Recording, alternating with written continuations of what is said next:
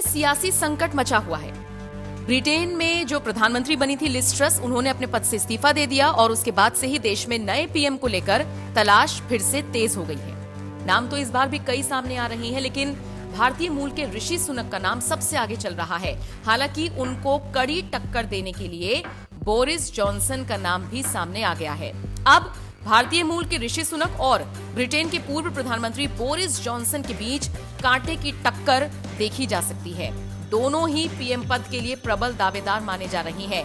वैसे आपको बता दें, जब लिज ट्रस ब्रिटेन की प्रधानमंत्री बनी थी, उससे 1-2 दिन पहले तक ये कहा जा रहा था कि ऋषि सुनक प्रधानमंत्री बन सकते हैं। यानी कि आप अंदाजा लगा सकते हैं कि लिज ट्रस और ऋषि सुनक के बीच किस तरीके से जोरदार टक्कर हुई थी। लेकिन बाजी लिज ट्रस मार गई और वही प्रधानमंत्री बन गई। अब चूंकि वो अपने पद से इस्तीफा दे चुकी हैं, तो एक बार फिर ऋषि सुनक के ब्रिटेन के प्रधानमंत्री बनने के चांसेस बढ़ गए हैं। लेकिन इन सब के बीच बोरिस जॉनसन के समर्थक भी पूरे ब्रिटेन में हैं और हो सकता है एक बार उन्हें फिर से मौका दिया जाए।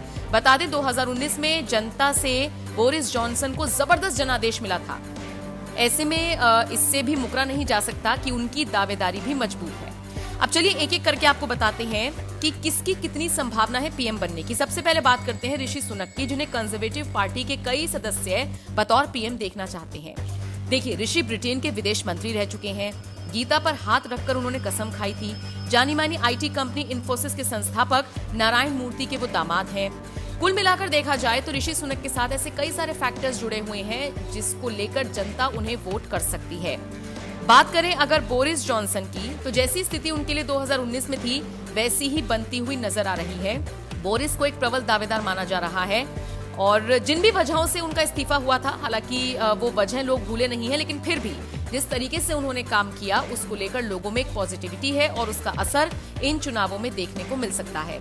अब देखा जाए तो ऋषि सुनक और बोरिस जॉनसन के बीच कांटे की टक्कर देखने को मिल सकती है, क्योंकि ये दोनों एक दूसरे के कट्टर प्रतिद्वंदी माने जा रहे हैं।